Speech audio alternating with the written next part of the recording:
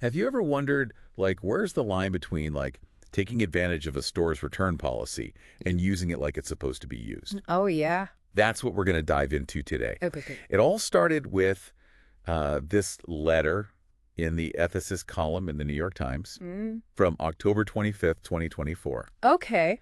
where someone's really questioning their partner's return habits. Oh, interesting. Like, is this okay? So Yeah. this situation brings up the whole idea of those unwritten rules Oh, yeah. we all kind of agree to, Yeah. even if they're not like spelled out, Totally. like unspoken social contracts that keep things running Yeah. smoothly. Like the grease that keeps the wheels turning. Exactly. Yeah. Okay, so in this article, the writer's partner buys all this expensive stuff, uses it a ton, and then returns it, saying there are tiny imperfections. Hmm. But she always does it within the store's 1-year return window. And that's where it gets tricky because it's technically within the rules. But should it be? The store's policy doesn't say why you can return something, just that you can within a year. That's a good point. Yeah. Well, the partner's argument is that if the items were actually perfect, Right. she would totally keep them. Yeah. And she even says that this like super generous return policy is part of why she shops there. Okay. It's like a safety net Sure. in case something's not quite right.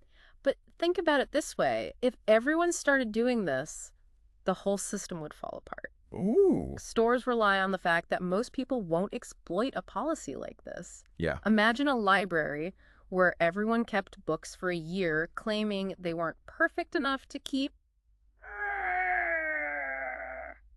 No more library, right? That's a great comparison. Yeah. And the article uses this analogy about eating at a restaurant. Okay. Would you eat almost your whole meal and then demand a refund because it wasn't cooked perfectly? Right. Probably not. Probably not. No, it's about understanding the spirit of the policy. Like return policies are meant to protect you if something breaks or isn't as advertised, Right. not to let you have a free trial of anything you want. But isn't it also the store's responsibility to create a policy that's fair and can't be abused so easily? Yeah. They're not a charity. Mm. They've obviously factored returns into their costs. That's true. But our actions still have an impact Yeah. when we take advantage, even if it's within the rules. Right. It can create a culture where nobody trusts each other, Hmm. and then those good policies might disappear for everyone. It's like that saying, your right to swing your fist ends where my nose begins. Exactly. Just because you can return something doesn't mean you always should. Right. And where do we draw the line? Yeah, where's that line? If it's okay to return lightly used things, Right. what about stuff you've used for months?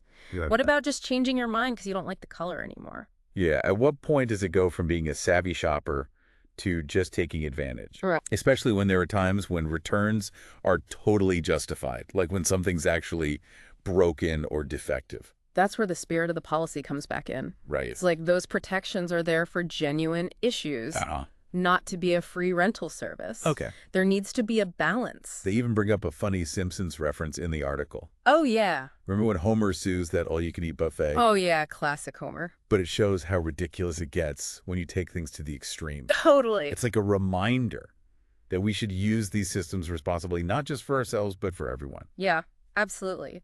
You know, this whole conversation has me thinking about, like, my own experiences with returning stuff. I know, right? Right. We've all had those moments where we're like, is this a good enough reason to return this? Totally. Sometimes I find myself, like, justifying a return, even when I know deep down it's kind of pushing it. So how do you think we find that sweet spot? Mm-hmm. You know, being a smart shopper. Yeah. But also not abusing the system that's supposed to protect us. For me, it comes down to remembering that we're all part of, like, a bigger picture. Okay. Like, our choices as shoppers can actually impact businesses and other people, Yeah. not just our wallets. It's like that idea of ethical consumption. Yeah. Thinking about where your stuff comes from, how it's made, and what happens after you're done with it. Exactly. And sometimes the most ethical thing to do is just accept a minor flaw or inconvenience, Yeah. especially if returning it might cause more harm than good. Like maybe that shirt with the slightly off-center button is still totally wearable. Right. Yeah. It's interesting because in the article, the letter writer even mentions feeling a bit uncomfortable with their partner's return habits. It's almost like they're questioning their own values by association. I think a lot of us have been in situations where we felt pressured to go along with something that didn't feel quite right. Right. But it's important to remember that we all have the power to make our own choices, Yeah. even if they're different from the people around us. And it's not always easy. Sometimes you have to weigh those competing priorities, Totally. saving money versus supporting ethical businesses, convenience versus sustainability. That's why these conversations are so crucial. Yeah. The more we talk about these tricky situations and share our perspective, Uh-huh. the better equipped we'll be to make those tough calls when they come up. It's like we're all figuring this out together, right? Yeah. As consumers and as a society. Totally. And maybe by having these open discussions, we can nudge each other toward a system that works better for everyone. I totally agree. It's about recognizing that businesses have a responsibility to create fair and sustainable policies, and we as shoppers have a responsibility to use those policies responsibly. Now, before we wrap this up, Yeah. I think there's another layer we need to unpack. You're talking about the power dynamics at play, right?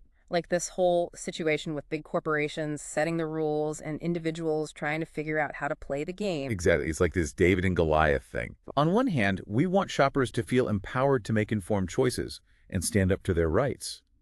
But on the other hand, corporations have a huge influence on what those choices even look like. Yeah. And sometimes it feels like those corporations aren't exactly making it easy to be an ethical shopper. Right. Think about all the pressure they're under to keep prices low and compete with each other.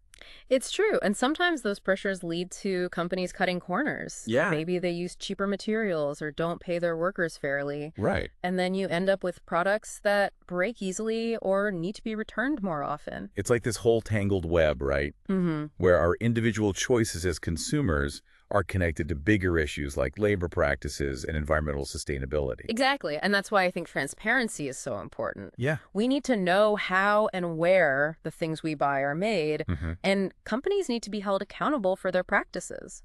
So it's not just about what we do as individuals. Right. It's about pushing for system-wide change. We can support businesses that are trying to do things the right way and demand more from the ones that aren't.